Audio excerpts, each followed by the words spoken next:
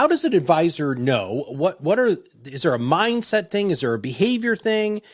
How do they know that they should be ready to start a podcast and accelerate their influence?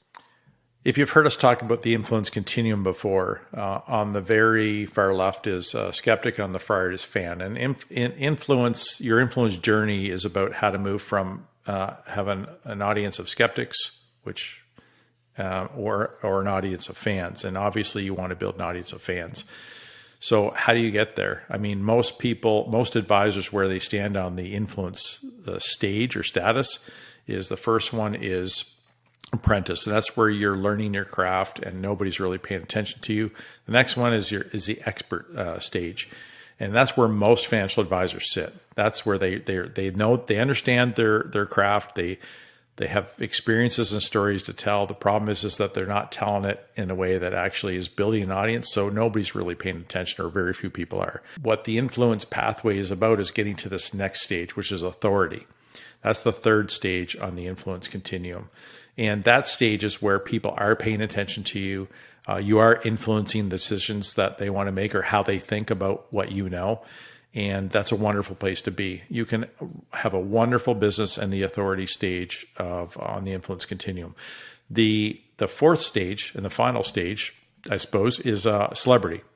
Now, celebrity stage does not mean that you're a world famous. It means you're a celebrity with your ideal audience, right? Your fans. And those fans now, I guess the biggest distinguishing feature of this stage is that they market for you, they advocate for you, and they're not incentivized to do so. They just do it because they believe in you, they trust you, they know other people whose expertise matters to, and they talk about you. So those are how I would define, the path. So the question is where do you sit? So if you're an apprentice, right, are you at a place where you can leverage your expertise? The answer is probably no. It might not be a bad thing to practice it, because you'll become a better professional by practicing it and preparing for a podcast. But the reality is when you're an expert, that's where this really hits home. Is your stuff. The problem is nobody knows your stuff, especially not your ideal audience, the audience that's going to care the most about you, and you need to figure that out. The problem is that most financial advisors, how they approach this is it's a one-to-one influence building. And where does that happen?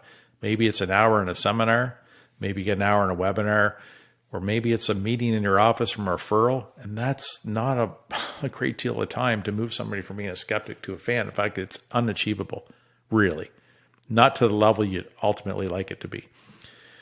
So what you need to do is build, if you're ready to start a podcast, is start preparing to own the mind share of those people and the expertise you provide and the people you work with.